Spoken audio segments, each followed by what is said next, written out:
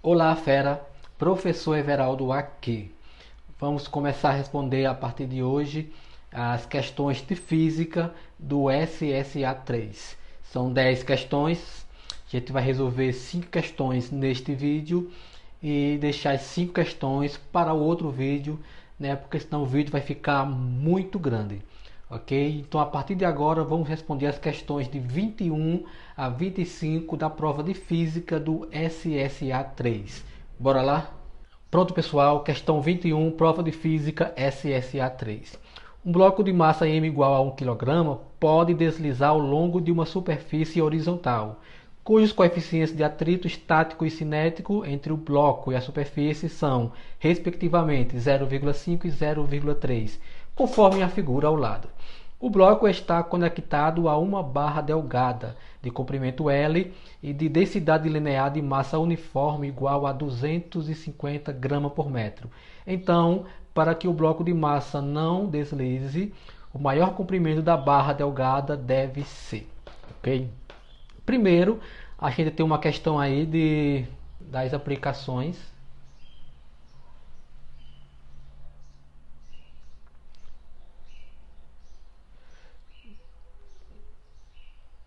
Das leis de Newton. Ok? Então tem uma questão aí de aplicação das leis de Newton. Então primeiro bora analisar as forças. Primeiro, apontando para cima, eu tenho uma força e essa força é a força normal. Aqui para baixo eu tenho uma outra força e eu tenho uma força aqui e essa força é a força peso. A força normal sempre aponta para cima e a força peso sempre aponta para baixo, né? Essas duas forças, as duas forças atuando é o que fazem os objetos ficarem sobre uma superfície, tá? Se não fosse ela, os objetos flutuavam. Aqui no fio eu tenho uma força e a força tração. Aqui nesse mesmo fio, aqui em relação à barra, eu tenho uma força também que é a força tração. Essa mesma força é a mesma essa. Aqui para baixo na barra, eu também tenho uma força peso. Ok, tá as forças. E aqui no bloco, eu tenho uma força aqui contrária, voltando aqui para trás. E essa força aqui é a força de atrito. Então, a força de atrito ela é sempre contrária ao movimento. Se o movimento, o percurso é esse aqui, então a força de atrito é sempre ao contrário, certo? Essa daqui é a decomposição das forças. Eu já sei que essa força com essa se anulam, porque são zero. Então só sobra aqui, só sobram essas duas forças aqui, que são contrárias, né? Então, a força de tração está nesse movimento e a força de atrito está ao contrário. E essas duas forças aqui que elas essas duas forças aqui, ó, essas duas forças aqui e essas duas forças aqui, elas não se anulam, certo? Elas não se anulam. Então, bora pegar o primeiro princípio aqui, ok? Como ele fala em relação à força de atrito, vamos primeiro descobrir a força de atrito. A força de atrito, que eu vou chamar de Φ, a gente sabe que a fórmula é igual a μ vezes a normal. Mas a gente sabe também que a força normal é igual à força peso. Lembra que eu falei que a força normal e a força peso se anulam por causa disso, ó. Como a força normal é igual à força peso, se eu falar que a força normal é igual à força peso, então se eu jogar essa força peso para o outro lado, aqui vai dar normal menos peso é igual a zero. É por isso que as duas forças se anulam, certo? Então força peso é igual à força normal. Nesse caso, a força Φ, força de atrito, vai ser igual ao coeficiente μ vezes o peso. Okay? Então, a força de atrito vai ser igual a μ que é o coeficiente, vezes peso.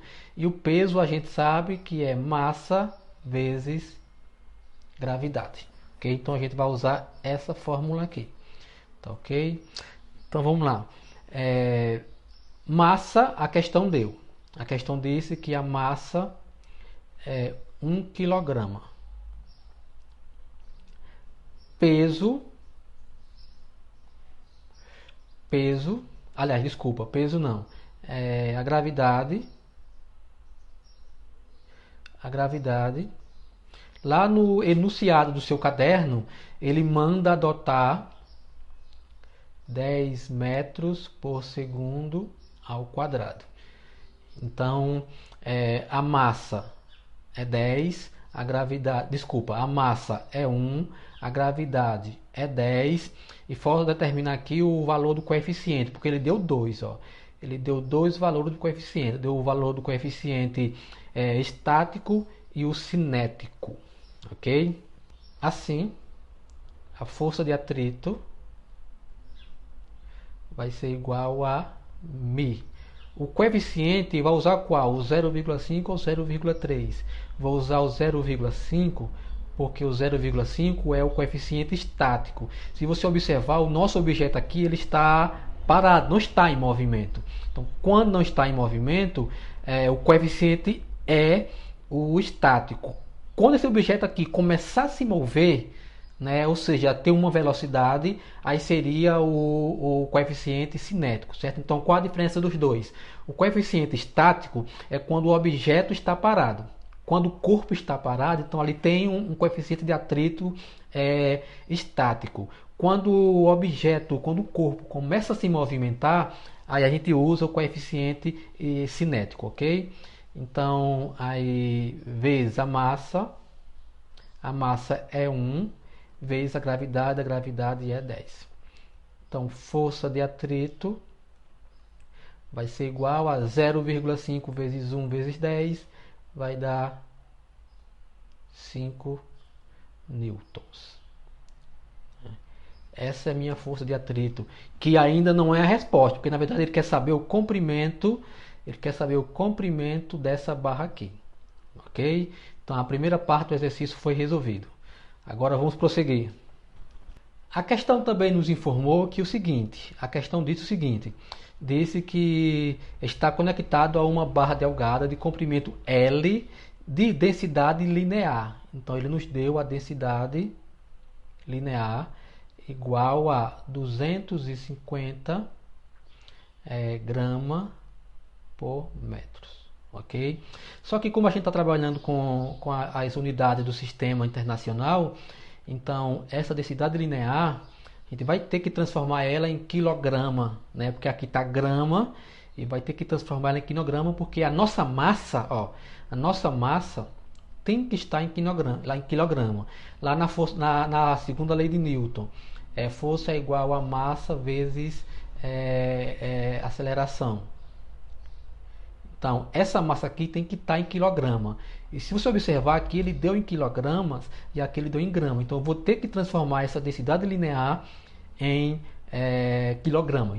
Então, dividindo por 1000, aqui vai ficar que a densidade linear vai ser 0,25 quilogramas por metros.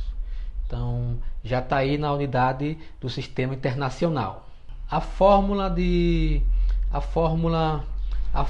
densidade linear é igual a massa dividido pelo comprimento. Então, quando eu divido a massa pelo comprimento, eu encontro a densidade linear. Não é à toa que aqui em cima, a nossa unidade é de massa. E embaixo, no denominador, a nossa unidade é de comprimento, de distância, ok? Então, vamos descobrir esse comprimento aqui. Então, o dl, já sabe que o dl vale 0,25 kg, vai ser igual a massa. E o comprimento aqui, o C, que é o comprimento, vai ser o tamanho da barra. Então, dividido por L.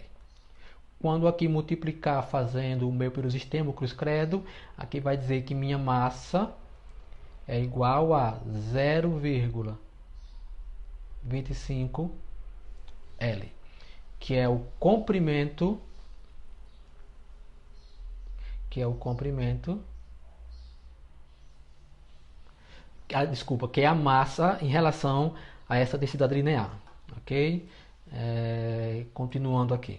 Na barra, nessa barra aqui, certo? Nessa barra aqui, o peso da barra vai ser igual a massa vezes a gravidade, ok? Então aqui continuando, o peso da barra vai ser igual a massa. Quem é a massa? A massa a gente encontrou 0,25 L vezes a gravidade. A gravidade estamos usando 10. Assim, o peso de B vai dar 0,5 vezes 10, vai dar 2,5 L Newton. É o peso. L é o comprimento da barra, tá ok? E o N é a unidade de peso, é Newton, tá ok? Se eu voltar aqui, ó, se eu voltar aqui na figura, lá no bloco M, então vou fazer aqui, lá no bloco M, a gente já sabe, né? A gente pode concluir lá no bloco M que a força de atrito vai ser igual à força tração, que vai ser igual, a força tração deu 5 newton, ok? Aqui no bloco M, a força de atrito vai ser igual à força tração, que vai ser igual a 5 newton, ok? Professor, por que elas são iguais? Se o objeto está parado, se o objeto não está em movimento, então as duas forças aí são iguais. Porque note que as duas forças elas são em movimento contrários. Uma está para a direita e a outra está para a esquerda. Então, como o bloco está parado, as duas forças são iguais. Quando uma força for maior, aí o bloco M vai começar a se movimentar, né? Dependendo do lado aí. Ok? Então a gente conclui que no bloco M a força de atrito é igual à força tração, que é igual a 5 newton. Ok? Agora na barra. Na barra,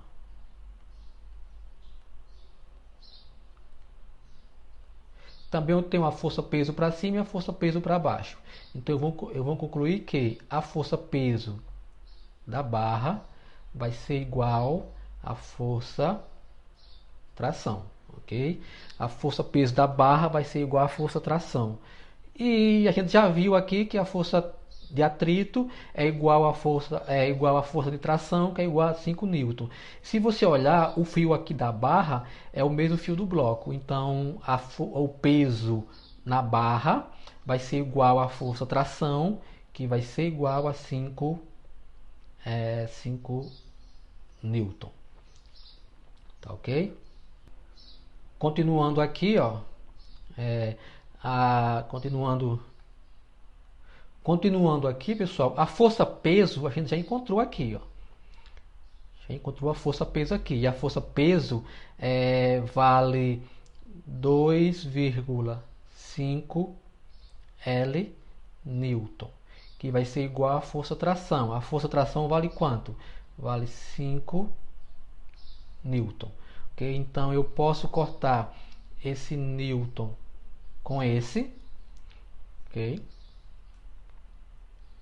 Cortar esse Newton com esse. Então nesse lado de cá, sobrou 2,5 L e do lado de lá sobrou 5. Como a questão pede o comprimento da barra. Como pede o comprimento da barra, logo eu vou dividir aqui por 2,5 e vou dividir aqui por 2,5. Isso que eu fiz é aquilo que diz, né? Está multiplicando, passa dividindo. Na verdade, esse 2,5 aqui ele passou dividindo. O que eu gosto de fazer é assim. Então eu posso cortar esse com esse, aqui sobra L, e quando eu dividir 5 por 2,5 vai dar 2 metros. Então o comprimento da barra será 2 metros, que é exatamente o que está na letra C. Né? Ok, pessoal? Uma questão aí das aplicações da lei de Newton, né? Acho que vocês observaram aí que requer várias aplicações, né? A gente entrou na força de atrito, força-peso, densidade linear. Então envolveu aí 3 fórmulas de física, né? 3 conceitos que o aluno tem que ter lá do primeiro ano, ok? Bora para a questão de número 22. Questão de número 22. Um grupo de pesquisadores montou uma estrutura para transportar um sensor eletrônico frágil. A caixa contendo o sensor, com uma massa total de 5 gramas, está instalada em um sistema com 3 molas idênticas, né? Conforme a nossa figura aqui. Okay? Conforme ilustra a figura ao lado. Sabendo que o equipamento não pode oscilar com uma frequência maior, que F é igual a 10 Hz, qual deve ser a constante elástica K utilizando nas molas da montagem, né? Então essa questão aqui, pessoal, ela está se referindo ao movimento harmônico simples, MHS, lá do segundo ano, ok? Então primeiro vamos determinar algumas coisas aqui. Para essa questão o aluno tem que saber o seguinte. Para essa questão aqui a gente vai usar a seguinte fórmula, né? Então F vai ser igual a 1 dividido por 2π multiplicado pela raiz da constante K dividido pela massa. Aqui é a frequência. Okay. E a gente sabe também que o período é o inverso da frequência. Então o período vai ser 2π multiplicado pela raiz de K M. Porque um é o inverso do outro. Isso o aluno tem que saber, né? Vocês têm que saber disso. Mas na verdade vamos usar a frequência, porque ele formou aí a frequência e ele quer a constante K. Ok? Então vamos lá. E outra coisa que vale a pena a gente analisar do enunciado. Ele diz que aqui eu tenho aqui 3 molas em paralelo. Ok? Então 3 molas em paralelo. E ele deixa claro aqui que as 3 molas são idênticas, ou seja, o valor de uma é o valor de outra, que é o valor de outra. Então já para nos ajudar essa informação, então eu vou só jogar aqui na fórmula, viu? Vou copiar aqui F, a frequência. Ele diz que a frequência vale quanto? 10. Está aqui, ó, vale 10. Então 10 vai ser igual a 1 dividido por 2π. Pi, lá no enunciado da prova ele disse que é para adotar, ele manda adotar π igual a 3. Então vezes 3 aí vezes a raiz quadrada de K sobre M. Mas se você observar, aqui tem 3 molas, né? Como tem 3 molas, então 3 vezes K. Eu coloquei em vermelho para diferenciar, porque se as 3 molas são idênticas, então eu posso trabalhar com as 3. Ok? Então aqui vai ficar 10 vai ser igual a 1 sobre 6 multiplicado por 3K sobre M. M também ele deu, ó, M vale 5. Lá no iniciado ele disse que M vale 5. Então aqui vai ser sobre 5. Continuando aqui. Então esse 6 está dividindo, eu posso passar multiplicando, e 10 vezes 6 costuma dar 60. E do lado de cá, 1 é o elemento neutro. Do lado de cá só vai sobrar o quê? A raiz de 3k sobre 5. Ok? Continuando. Como eu quero o valor de k, quero descobrir k, então eu vou simplesmente elevar esse termo aqui ao quadrado e elevar esse termo aqui ao quadrado, né? Porque nas operações é assim, né? Quando eu tenho uma igualdade, tudo que eu faço de um lado, se eu faço do outro, não altera a minha resposta. Então eu estou elevando os dois lados ao quadrado. E 60 ao quadrado, que é 60 vezes 60, vai dar 3.600. Vai ser igual. Essa raiz quadrada aqui, ó, eu posso cortar com expoente. Então aqui sobrou 3k sobre 5. Aí aqui eu vou multiplicar cruzando. Então aqui vai dar 3k. Vai ser igual a 5 vezes 360. Vamos lá. 5 vezes 3.600. 5 vezes 3.000 dá 15.000. Aí 5 vezes 600 dá... Vamos de novo. 5 vezes 3.000, 15.000. Aí sobrou 600. 600 vezes 5, 3.000. 15.000 mais 3.000 vai dar 18.000 igual a 3k. Como eu quero o valor de k, vou dividir aqui por 3 e vou dividir aqui por 3. Logo aqui sobra k, porque eu posso cortar esse 3 com esse. E quando eu dividir 18.000 por 3, vai dar 6.000. Okay? Então k vai ser igual a 6.000. Eu tenho aqui, ó, tá aqui a vírgula, então eu posso voltar as vírgulas. 1, 2, 3. Então aqui vai dar 6k. A unidade da constante elástica é Newton por metro. Então nossa resposta é K é igual a 6 kN por metros, que é exatamente o que está na letra E. Uma questão tranquila aí de movimento harmônico simples, viu? Desde que o aluno soubesse essa fórmula aí da frequência, dava para desenrolar muito bem. Vamos para a próxima questão. Questão de número 23. 2 experimentos de ondulatória são realizados. No experimento 1, um fio é tensionado com 10 newton, quando uma onda de comprimento de onda lambda1 e frequência f1 se propaga sobre ele.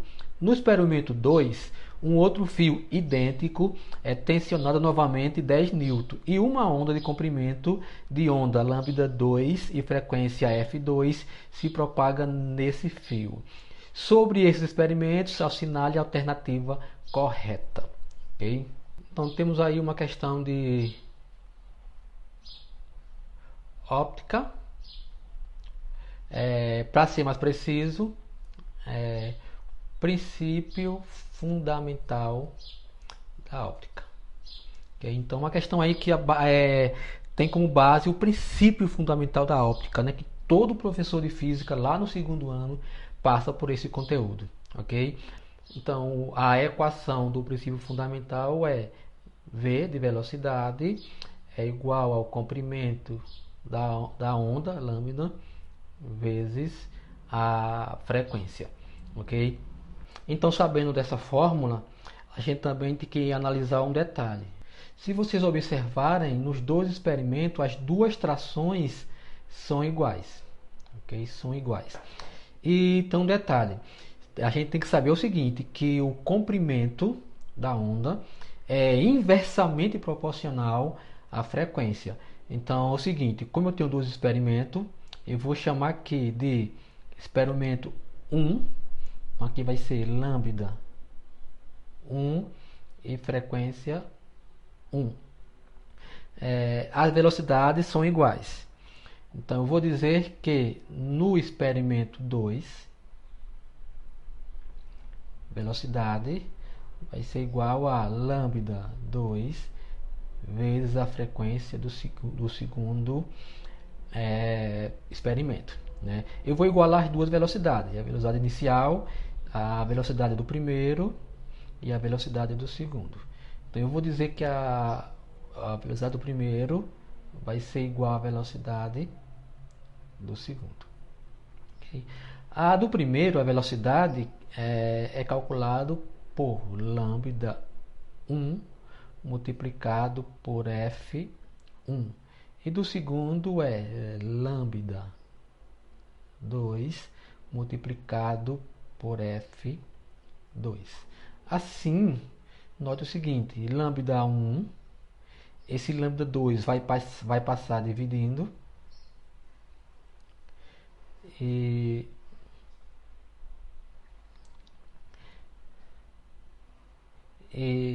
aqui fica F2 e essa frequência 1 vai passar dividindo. Então observe o seguinte, sempre fica lambda 1 dividido por lambda 2 igual a F2 dividido por F1. Eles são contrários, ok? Então agora vamos analisar nossas alternativas. Alternativa letra A. Letra A. Né? Eu vou inverter aqui, ó, porque se você olhar, ele começou com lambda 2 sobre lambda 1. Então eu vou só inverter aqui. Esse vai para cima e esse vai para baixo. O lambda 2 vai para cima e o lambda 1 vai para baixo. O F1 vai para cima e o F2 vai para baixo. Foi o contrário. Eu deixei esse cara aqui preso e esse aqui passou dividindo. Eu deixei esse cara preso e esse aqui passou dividindo, que foi que chegou a essa equação aqui. Então vamos lá. Baseado nessa condição aqui, a letra A diz lambda 2 sobre lambda 2 dividido por lambda 1 é igual a F1 sobre F2. Então, ó, lambda 2 sobre lambda 1. Ele está dizendo que lambda 2 sobre lambda 1 vai ser 2, que é igual a F1 sobre F2. Mas aqui ele está dizendo que F1 sobre F2 é 1 sobre 2. E está errado, porque F1 sobre F2 dá 2. Então esse item aqui é falso. Okay? Vamos agora ao item B.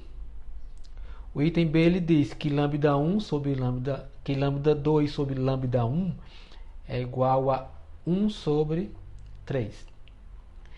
Que no nosso caso aqui vai ser igual a F1 sobre F2. Só que ele aqui diz que quando lambda 2 é igual, quando lambda 2 dividido por lambda 1 é 1 sobre 3, então a frequência 1 sobre a frequência 2 vai dar 3. Isso aqui é falso, porque está dando 1 sobre 3. Então agora letra C. Ele está dizendo que F1 sobre F2 vai ser igual a 2 terços, né? E é o seguinte, quando F1 sobre F2 vai ser igual a lambda 2 sobre lambda 1. E aqui está dizendo que lambda 2 sobre lambda 1 dá 3 sobre 2. E é falso, porque lambda 2 sobre lambda 1 também dá 2 terços. Observe o seguinte, a razão entre eles vai ser igual a outra razão, né? Então é por isso que esse item aqui também é falso. Agora letra D. Letra D diz o seguinte, ó, se F1 é igual a 5F2, ele está dizendo que F1 é igual a 5F2. Então, ele está dizendo o seguinte, ele está dizendo que 5 vai ser igual a F1 sobre F2. Quando eu multiplicar aqui, aqui vai dar F1, que vai ser igual a 5 F2. Na primeira parte ele disse isso. Okay? Só que na segunda parte ele diz que lambda 2 vai ser igual a lambda 1, que vai ser igual a 5. Né? E é falso. Por que é falso? É falso porque ele está dizendo o seguinte, está dizendo que 5 é igual a... Vou pegar aqui do normal aqui para vocês verem. Ele está dizendo o seguinte, está dizendo que lambda 2 sobre lambda 1 não é igual a F1 sobre F2, e F1 sobre F2 é quem? É 5. Então é igual a 5. Logo, quando eu multiplicar aqui cruzando, ele vai dizer que lambda 2 é igual a 5 vezes lambda 1. E ele diz que lambda 2 é igual a lambda 1, que é igual a 5. Então, falso. Só restou quem? Só restou letra F, que é a nossa resposta correta, né? Vamos provar para vocês verem, usando o mesmo princípio. Então, no lugar de lambda 2 sobre lambda 1, eu vou dizer que é 1 sobre 2, que é igual a F1 sobre F2. Então, quando eu multiplicar aqui cruzando, multiplicando cruzado vai dar 2 vezes F1, vai dar 2F1. 1 vezes F2 vai dar F2, né? Que é a primeira informação que ele deu. Agora bora para a segunda informação, né? No lugar de vou dizer que 1, trocar aqui o lápis, 1 sobre 2 é igual a lambda 2 sobre lambda 1. Então, aí ele diz que é igual a 2 lambda 2 igual a lambda 1. Então, multiplicando aqui cruzado, vai dar 2 vezes lambda 2 dá lambda 2. Igual 1 vezes lambda 1, lambda 1. E se você observar, essa informação aqui é a mesma da letra E. Logo, nossa resposta aqui é a letra E. Ô professor, mas por que o senhor escolheu aqui 1 sobre 2? Gente, eu escolhi 1 sobre 2 porque, se vocês olharem, na letra anterior, eu usei 5. Eu usei o número inteiro. E o número inteiro não vai dar, porque são inversamente proporcionais. Então, eu usei a fração para facilitar e poder chegar à resposta, né? Porque na letra D eu poderia usar 1 sobre 5. Mas se eu usasse 1 sobre 5, ia dar essa mesma coisinha aqui, né? Porque ó, aqui na letra tem 5, eu usaria 1 sobre 5, e na letra E tem 2, eu usei 1 sobre 2. Se eu usasse 1 sobre 5 na letra D, ia dar 5F1 igual a F2 e 5 lambda 1 igual a lambda 2. Só que na letra D ele diz que lambda 1 é igual a lambda 2, e não é. O lambda 1 é 5 vezes maior do que o lambda 2. Ok? Uma questão aí aparentemente fácil, era só você trabalhar com o princípio fundamental da óptica, né? V é igual a lambda vezes F, ok? Bora para a próxima. Agora a questão número 24. A questão diz: no início de 2019, o Brasil foi vítima de uma grande tragédia, o estouro da barragem de rejeito da cidade de Brumadinho, né? Todo mundo aí que assiste jornais ficou sabendo dessa informação, né? A tragédia de Brumadinho. Nesse episódio, os bombeiros da equipe de resgate pisavam sobre duas placas quadradas feitas de madeira e de dimensões 40 cm por 40 cm. Os bombeiros pisavam nessas placas e conseguiam se deslocar com mais facilidade sobre a lama. Isso foi possível pelo fato de... Aí tem aí as alternativas, né? Então tem aqui uma questão do ramo da física, da hidrostática, né? Então a gente vai trabalhar com a pressão, né? Antes de mais nada, a gente precisa saber o seguinte: precisa saber que pressão é igual a força dividido pela área, okay? Quando eu dividir a força pela área, eu tenho a pressão. Dessa mesma equação aqui, que eu vou chamar de 1, eu posso ter o seguinte, que força é igual a área vezes a pressão. Então, tenho aqui também a questão 2. Dessa mesma equação, eu posso determinar que área é igual a força dividido pela pressão. Então, note que para eu descobrir a pressão, tem a ver com a força em relação à área, né? E se eu queria saber a minha área, tem a ver com a força em relação com a pressão, né? Essa questão não precisa de fórmula, é contextualizada, teórica. Eu coloquei isso só para você, só para a gente relembrar da forma, a gente brincar um pouquinho com ela ao analisar as alternativas, ok? Então, vamos lá. Ele diz, depois de ler toda a informação, ele diz: isso foi possível pelo fato de, letra A, de as placas serem mais leves que os bombeiros. Falso, né? Que não tem nada a ver a placa ser mais leve que os bombeiros, eles conseguirem andar, se mover com mais facilidade por cima da lama. Então, o peso, né, a massa das placas não tem nada a ver. Letra B, de a área das placas de madeira ser menor que a área das botas utilizadas pelos bombeiros. Isso aqui é falso. Por que é falso? Ele diz que a dimensão da placa é 40 por 40.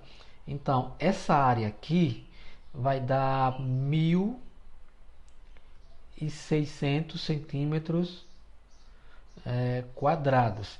E ele está dizendo que essa área ser menor, aonde que uma placa 40 por 40, a área vai ser menor do que uma bota, a bota dos bombeiros. Então, falso. Letra C, do aumento da área de contato das botas dos bombeiros com a placa de madeira. Não, nada a ver, né? Isso foi possível pelo fato do aumento da área de contato das botas dos bombeiros com as placas de madeira. Nada a ver, porque na verdade a placa, os bombeiros vão estar sobre a placa. Então, a placa que vai estar deslizando. Então, não é a área da bota que é maior, é a área da placa. Então, falso. Letra D, de a distribuição do peso do corpo do bombeiro sobre as placas diminuir a pressão sobre a lama. Escuta só. De a distribuição do peso do corpo do bombeiro sobre as placas diminuir a pressão sobre a lama, né? Pensa comigo. Você consegue ficar 5 minutos, vocês conseguem ficar em 5 minutos com o pé apoiado ao chão parado? Pare aí em sua casa e fique 5 minutos com o pé apoiado ao chão. Okay? Agora fique 5 minutos de pontinha do pé. Você vai conseguir ficar os 5 minutos com a pontinha do pé? Não vai. Então observe que o primeiro caso, com o pé apoiado ao chão, a área é maior do que a pontinha dos dedos. Então, realmente é de a distribuição do peso do corpo do bombeiro sobre a placa diminuir a pressão sobre a lama. Então, esse item aqui é o correto, né? E outra coisa, viu? Quando a gente aumenta a área de contato do peso, lá do caso do bombeiro, né? Em cada pé, através da placa, a pressão diminui. Então, quando a área é maior, a pressão diminui. Então, por isso que a letra B é a resposta correta. De a distribuição do peso do corpo do bombeiro sobre a placa diminuir a pressão sobre a lama. Aumentou o contato sobre a placa, diminui a pressão. Então, a alternativa D é a correta. Vamos só ver a letra E. De a densidade das placas de madeira ser sempre maior que a densidade da lama. Nada a ver. Não tem nada a ver com densidade, né? Na verdade, densidade é massa dividido pelo comprimento, né? Então não tem nada a ver. Ele não está se referindo à massa da placa. Está se referindo à área que essa placa 40 por 40 faz sobre a lama. Ok? Bora para a próxima questão. Questão 25. A questão 25 diz: uma partícula de carga 4 microcoulomb e massa 20 gramas se move horizontalmente em um meio resistivo, sob a influência de um campo elétrico, conforme ilustra a figura a seguir.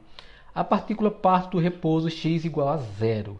E o módulo do campo elétrico, que aponta ao sentido do movimento, depende da posição x da carga, conforme o gráfico a seguir.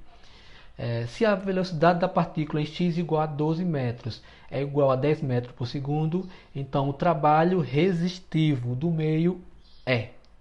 Pessoal, temos aí uma questão da eletrostática, né? Vamos analisar as duas figuras, a figura 1 e a figura 2, né? Então ele quer o trabalho resistivo. Primeiro temos que entender o que é trabalho resistivo.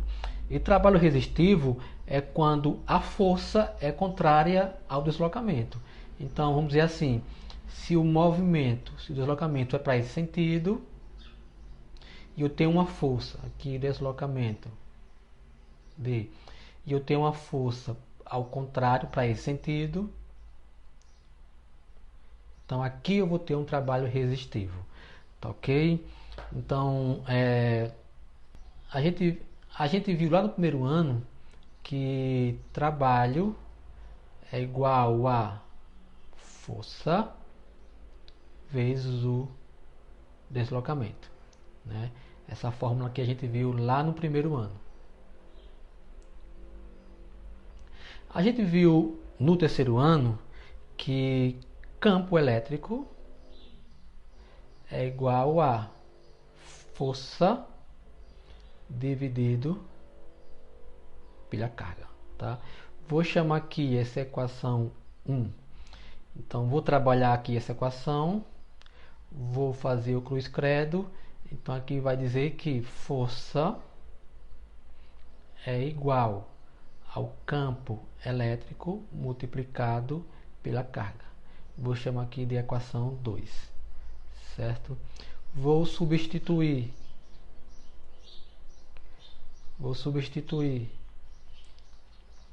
a equação 2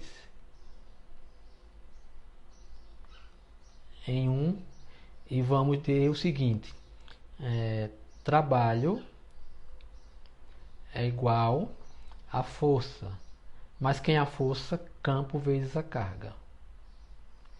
Campo vezes a carga, vezes o deslocamento.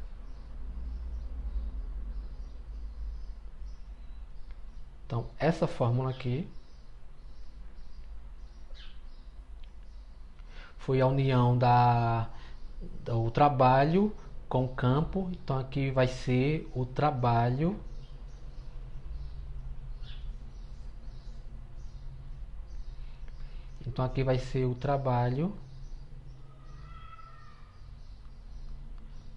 elétrico. e o trabalho elétrico. Ok? Aqui mais um espaço, seu trabalho elétrico. Só que a questão diz o seguinte, a questão diz claramente que a partícula se move. Então, a partícula está se movimentando. Se a partícula está se movimentando, isso quer dizer que eu tenho energia cinética. Separar aqui essa parte dessa outra parte.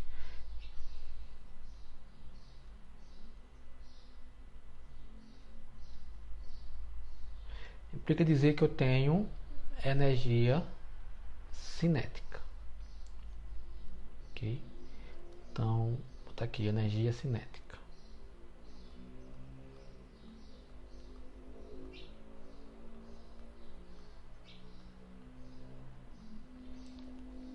Ô professor, e o que é energia cinética? Energia cinética é aquela energia que possui movimento, né, ou trabalho para acelerar um corpo, né, no nosso caso, para acelerar a partícula. E a energia cinética, a gente viu também lá no primeiro ano, que é simplesmente a massa multiplicado pelo movimento ao quadrado dividido por 2. Ok? Então tem aí. Como eu quero trabalho resistivo, certo? Note, aqui no nosso caso, né, nos nossos dois gráficos, aqui nas nossas duas figuras, a nossa partícula está em movimento. Então, se a nossa partícula está em movimento, tem o trabalho elétrico e tem a energia cinética, mas ele quer o trabalho resistivo. E o trabalho resistivo é sempre contrário. Então eu vou dizer o seguinte, que o trabalho resistivo, TR, vai ser igual a energia cinética menos o trabalho. Menos o trabalho elétrico. Tá aqui trabalho elétrico e aqui trabalho elétrico, tá? Porque aqui nessas duas condições eu tenho energia cinética e tenho também um trabalho elétrico, né? Porque se o corpo está em movimento, tem energia e tem trabalho, né? Porque a energia cinética é o trabalho necessário para fazer com que o corpo se acelere, né? Então, essa informação. Então aqui vai dar o seguinte. Vou pegar aqui mais espaço. Então aqui vai dar o seguinte: trabalho resistivo vai ser igual a energia cinética. O que é energia cinética? Massa vezes velocidade ao quadrado dividido por 2 menos a energia elétrica. O que é energia elétrica? Campo vezes a carga vezes o deslocamento. Ok? Então vamos lá. Vou pegar aqui mais deixa eu ver as informações, né? Antes de eu pegar aqui mais espaço na folha, deixa eu pegar aqui as informações, né, que vai cobrir um pouquinho. A questão disse que a minha carga elétrica é 4 vezes 10 elevado a 3 menos 3 coulomb. Por que 10 elevado a menos 3? Porque esse M aqui, ó, esse microcoulomb equivale a isso aqui. A questão disse que a massa é 20 gramas. Ok? Com essas informações eu concluo o seguinte: trabalho resistivo vai ser igual a massa. Quem é a massa? 20 gramas. Mas a gente está trabalhando no Sistema Internacional de Medida. Então não vou usar 20 gramas. Então vou transformar isso aqui, ó, esse cantinho aqui. Okay, 20 gramas. 20 gramas, vou transformar para quilograma. Então eu vou dividir por 1000. Então vou cortar esse zero com esse.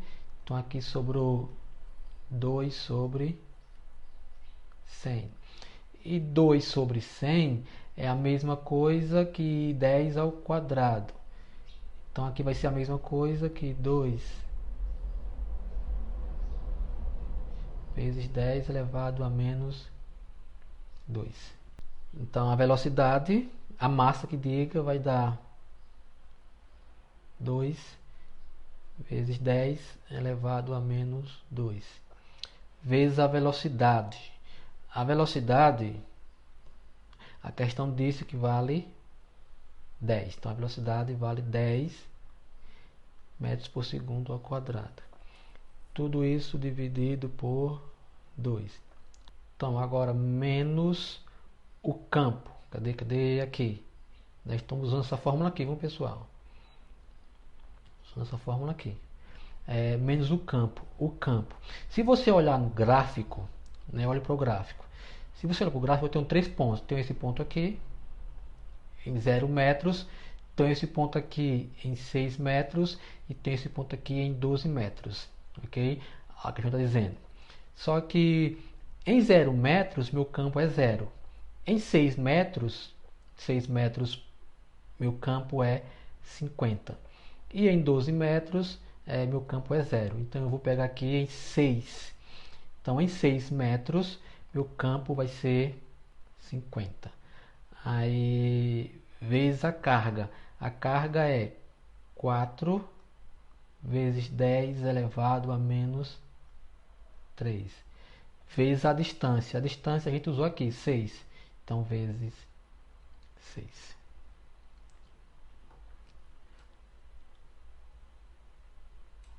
Então, agora organizando aqui, o trabalho resistivo vai ser igual a esse 2 com esse, eu posso cortá-lo, que dá 1.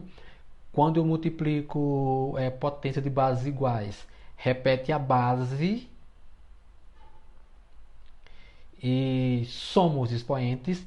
Menos 2 mais 2 vai dar 0, menos 50 vezes 4 dá 200, 200 vezes 6, 200 vezes 6, 1200 vezes 10 elevado a menos 3. Então, o trabalho resistivo vai ser igual. Todo número elevado a 0 costuma dar 1. Menos. Olha aqui comigo. O expoente aqui é menos 3, correto? Então está aqui a vírgula, ó. E vou voltar 1, 2, 3. Se eu voltei 2, 3, parou em 1,2. Essas 3 casas que eu voltei, elimina aqui o 3. Na verdade, vai ficar assim, ó. 1200 vezes 10 elevado a menos 3 é igual a... Eu volto 1, 2, 3. Vai ficar 1,2 vezes 10 elevado a 3 vezes 10 elevado a menos 3.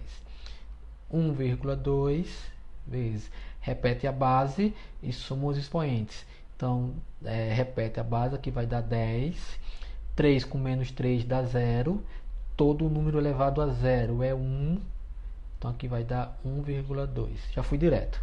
Logo, o trabalho resistivo vai ser igual a 1 menos 1,2 vai dar 0,2 joule. Essa é a nossa resposta, que é exatamente o que está na letra E. Ok, pessoal? Muito obrigado. No próximo vídeo a gente vai fazer as outras questões, as outras 5 questões, para a gente encerrar a física do terceiro ano. Obrigado.